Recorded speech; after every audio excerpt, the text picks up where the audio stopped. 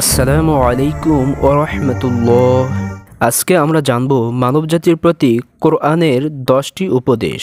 সুপ্রিয় দর্শক শ্রোতা, ভিডিওটি অত্যন্ত গুরুত্বপূর্ণ, তাই মনোযোগ সহকারে দেখার অনুরোধ রইল।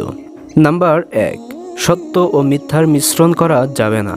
এরশাদ হয়েছে, তোমরা সত্যকে মিথ্যার সঙ্গে মিশ্রিত করো না এবং জেনে শুনে সত্য গোপন করো না। সূরা বাকারা আয়াত নাম্বার 42। নাম্বার 2, সৎ কাজ নিজে করে অন্যকে করতে বলো।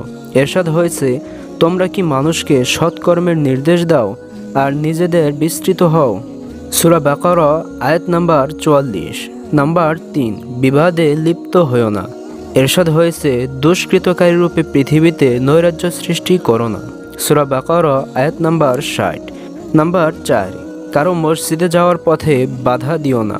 এরশাদ হয়েছে, তার চেয়ে বড় জালিম আর কে, যে আল্লাহর ঘর মসজিদে তার নাম স্মরণ করতে বাধা দেয় এবং বিনাশ সাধনে প্রয়াসী হয়। সূরা বাকারা আয়াত নাম্বার 114। নাম্বার 5, কারো অন্ধ অনুসরণ করা যাবে না।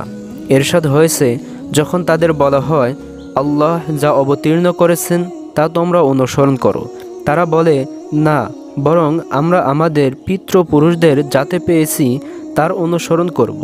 সূরা বাকারা আয়াত নাম্বার 170। নাম্বার 6, প্রতিশ্রুতি ভঙ্গ করো না। এরশাদ হয়েছে, হে ঈমানদাররা, তোমরা অঙ্গীকার পূর্ণ করো। সূরা মায়েদা আয়াত নাম্বার 1। নাম্বার 7, অন্যায়ভাবে কারো সম্পদ ভোগ করবে না। এরশাদ হয়েছে, তোমরা নিজেদের মধ্যে একে অন্যের অর্থ সম্পদ অন্যায়ভাবে গ্রাস করো না। সূরা বাকারা আয়াত নাম্বার 188। নাম্বার 8, সীমা লঙ্ঘন করা যাবে না। এরশাদ হয়েছে, সীমা লঙ্ঘন করো না, নিশ্চয়ই আল্লাহ সীমা লঙ্ঘনকারীদের ভালোবাসেন না। সূরা বাকারা আয়াত নাম্বার 190। নাম্বার 9, আল্লাহর পথে ব্যয় করো। এরশাদ হয়েছে, তোমরা আল্লাহর পথে ব্যয় করো। সূরা বাকারা আয়াত নাম্বার 195। নাম্বার 10, ইতিমের সম্পদ রক্ষণাবেক্ষণ করো।